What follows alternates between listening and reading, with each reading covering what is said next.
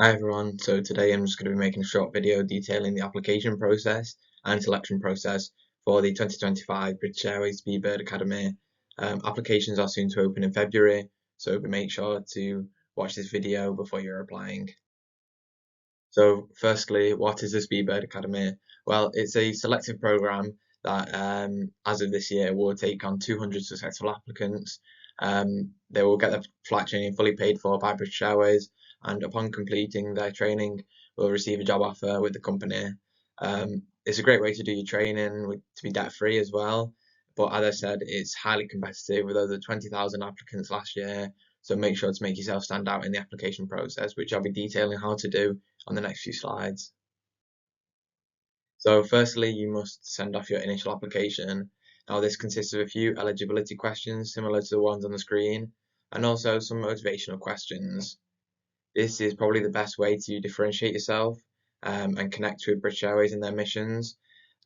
Research really helps a lot here, and so does a good knowledge of the company. You must also send off your CV, so give it a once over and make sure it's looking presentable. And you've also got some relevant details in there, relevant employment details and relevant work experience that you might have had if you're younger. Then if all's good and you meet the eligibility, then the next stage is the situational judgement test. Now, this stage is done online and is untimed with 20 questions. These are questions that are multiple choice and consist of quite sort of what would you do examples. They could be aviation related or work related or just general questions, assessing your ability to decipher situations. The majority of the time, to be honest, is going to be a right answer that is pretty obvious. However, if not, just pick the answer that you would most likely go for, because essentially what they're trying to find out is what are you like as a person, what are you like as an employee, what are you like as a fellow crew member. So pick the option that you would go for just to let them know what you're like. Next is the math section, and don't worry, it's only GCSE level. You will also have a calculator, so use it carefully and make sure to be as efficient as possible with your calculator usage. There's 25 questions in 17 minutes, so there's a bit of time pressure there. Some of the questions you'll breathe through quicker than others, some not. So take your time on the longer ones, and make that time back up on the shorter ones. A lot of people don't finish the questions, so don't worry if you don't. That's why I'd recommend taking as much care as you can with the other ones. Make sure the ones that you're doing, you're getting them all right.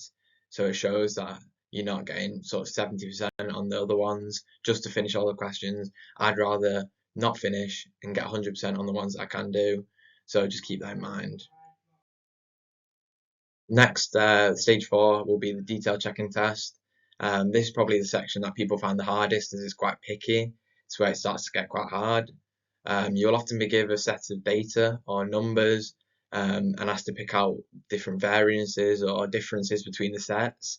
I'd say to take your time on this one. Each question you have around 2 minutes for, so it's quite a lot of time, so you can use it wisely. And make sure to also keep an eye on the clock. You'll see a visual representation of the time on there, so make sure to keep that in mind whilst you're doing your questions. And finally, the last stage before the in-person assessments is the PA exercise. So you'll be saying your own passenger announcement, so make sure to get your pilot voices on, and just recording it to your computer screen. There's often going to be a issue with the aircraft, an issue with the part of the flight that you will have to relay to the customers. And BA just wants to really figure out how you would do this, how you would act on the cockpit. Make sure to be as clear as possible in your announcements and also give the passengers relevant detail. Imagine yourself as a passenger. What would you like to hear from the pilot? Would you like to be told every little detail, or would you like to be told just details affecting to you?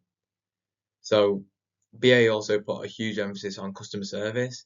I think by putting an emphasis on this, you can differentiate yourself in this stage, make yourself different from other applicants, and show that you value the same things that BA do, and you can show them on a daily basis when you're in the flight deck. And also, obviously, keep a full emphasis on safety. The aviation sector is such a safety-focused industry that BA want to show this just as a bare minimum, to be honest, but make sure it's in the back of your mind. And then just to end off, guys, firstly, I'd like to say good luck with all these steps. I know you'll all do great. Let me know in the comments how you do. And I'd also like to say that this is a highly competitive process, so do your best to stand out in each aspect. Over 20,000 applicants, whittled down to possibly 2,000 this year. It's hugely competitive, so take the highs with the lows, celebrate the victories that you will get, but also there will be downs there, I'm sure. BA are looking for the best of the best, so make sure you show that it is you. Show in every stage of the application process, put your full effort into it, and I'm sure it'll go well for all you guys. Starting it off for today. Please like and subscribe for more videos similar to this one, and comment how you get on. I want to see from all you guys. Thanks anyway.